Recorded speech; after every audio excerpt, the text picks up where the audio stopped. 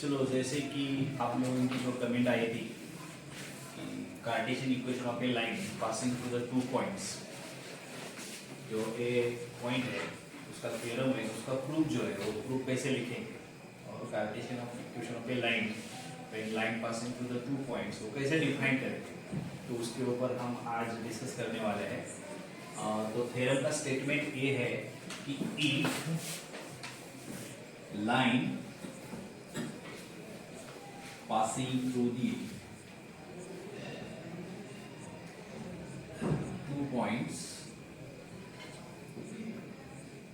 A of x1, y1, z1 and B of x2, y2, z2, then its equation is x minus x1 divided by x2 minus x1 is equal to y minus y1 divided by y2 minus y1, which is equal to z minus z1 divided by z2 minus z2. तो ये theorem का statement है कि if a line passing through these 2 points, then its Cartesian equation is x minus x1 upon x2 minus x1, y minus y1 divided by y2 minus y1 and z minus z1 divided by z2. तो इसका proof कैसे लिखेंगे? देखो proof में first हम क्या करेंगे, इसकी डायग्रामेटिक रिप्रेजेंटेशन करेंगे। मान लो कि ये एक लाइन यल है और ये जो लाइन यल है वो 2 पॉइंट में से पास होती है। तो पहले पॉइंट ए का कोऑर्डिनेट जो है वो x1, y1, z1 है और पॉइंट बी का कोऑर्डिनेट जो है वो x2, y2 एंड z2 है। ये जो लाइन यल है वो ये 2 पॉइंट में से पास हो रही है और एक P एक ऐसा variable point on this line है जिसके कोऑर्डिनेट्स हम मानेंगे कि x, y, z एक P एक पॉइंट के कोऑर्डिनेट्स हैं। P एक वेरिएबल एनी वेरिएबल पॉइंट है ऑन दिस लाइन है। तो जो गिवन इंफॉर्मेशन है वो लिखेंगे पहले। Now let line L passing through the 2 points A of x1, y1, z1 and B of x2, y2, z2. Now let P of x, y, z be any variable point on line L. एक given information है। अगर ये line L इस 2 point में से पास हो रही है तो इस लाइन के डायरेक्शन रेशियो जो है वो कैसे डिफाइन होंगे? इस कोऑर्डिनेट का डिफरेंस होगा, ठीक। Therefore, direction ratios of a line L are क्या होगा? x2 minus x1, y2 minus y1, z2 minus z1.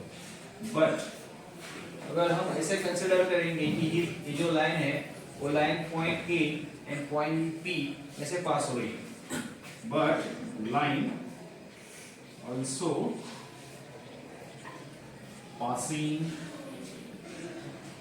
through the points A and P. Therefore, direction ratios of a such a line are क्या होगा? इनके coordinate का difference मिलेगा। तो क्या होगा? x minus x1, y minus y1 and z minus ये जो है वो सेम लाइन के डायरेक्शन रेशियो है और एक लाइन को या एक वेक्टर को कितने डायरेक्शन रेशियो रहते हैं? Infinite number of direction ratio. ये डायरेक्शन रेशियो जो है वो सेम लाइन के डायरेक्शन रेशियो है। वो डायरेक्शन रेशियो कैसे रहेंगे? प्रोपोर्शनल में रहेंगे। देयरफॉर क्या लिखेंगे? x2 minus x1, y2 minus y1, z2 minus z1 and x minus x1, y minus y1, z minus z1 are the direction ratios of a same line. Therefore, they are proportional to each other. Therefore, क्या लिखेंगे? इसका ratio जो है वो ratio equal आ जाएगा। मतलब x minus x1 divided by x2 minus x1 is equal to y minus y1 divided by y2 minus y1 is equal to z minus z1 divided by z2 minus z1। और ये क्या हो जाएगा, required equation of a line in Cartesian form. Be the required equation of a lineal in Cartesian form। Cartesian। तो ए आज का जो theorem हम देख रहे हैं, इस थ्योरम का एक प्रूफ था। थ्योरम का स्टेटमेंट है कि ये जो लाइन यल है, कोई भी लाइन यल है कि जो लाइन इस दो पॉइंट में से पास हो रही है, तो इसका कार्टेशियन इक्वेशन कैसे आएगा, x minus x1 divided by x2 minus x1 is equal to y minus y1 divided by y2 minus y1 is equal to z minus z1 divided by z2 minus z1। तो इसका proof लिखते वक्त हमने क्या किया कि एक line clear define की, जो line point A point B में से पास हो रही है, और उसके ऊपर एक वेरिएबल पॉइंट ले लिया p जिसके कोऑर्डिनेट x y z है।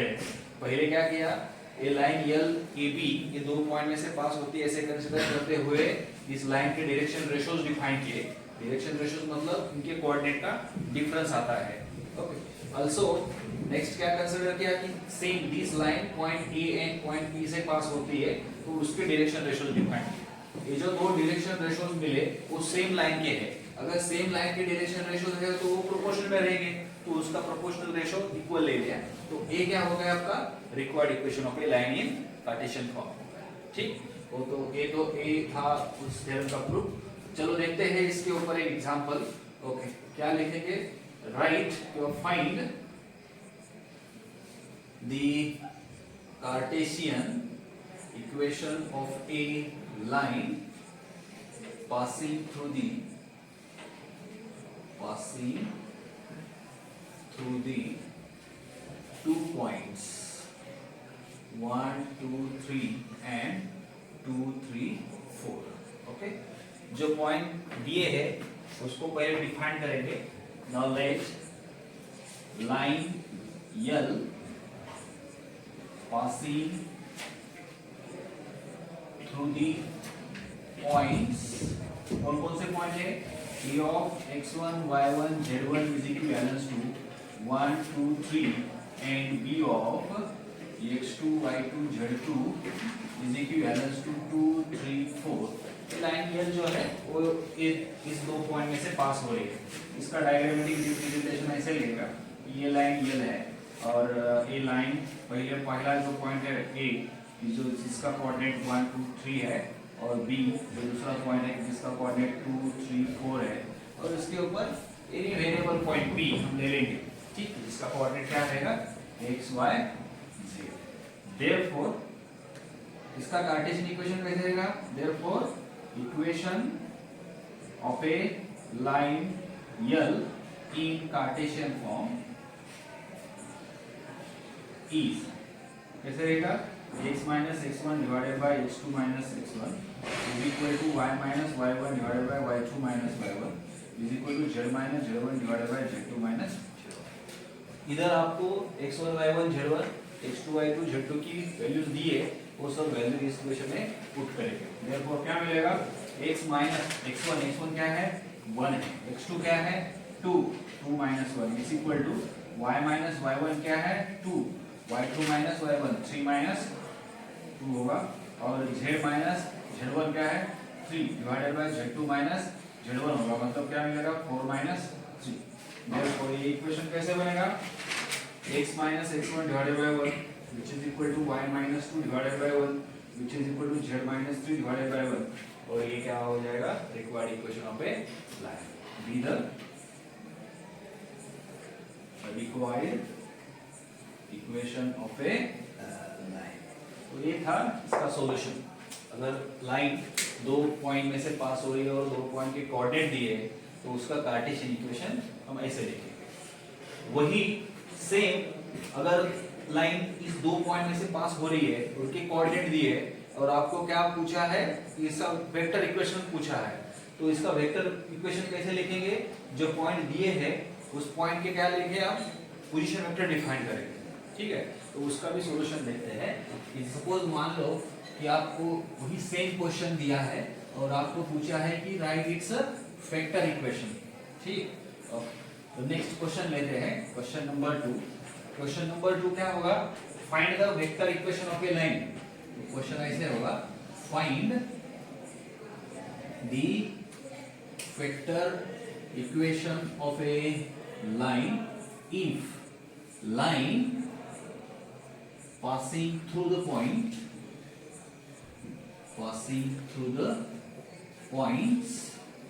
1 2 3 and 2 3 4। वही सेम क्वेश्चन है, लेकिन इधर आपको क्या पूछा था, कार्टेशियन इक्वेशन ऑफ लाइन, और इधर क्या पूछा है आपको, vector equation of line.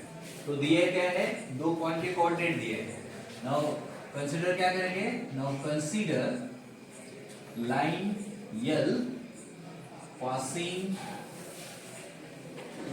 through the points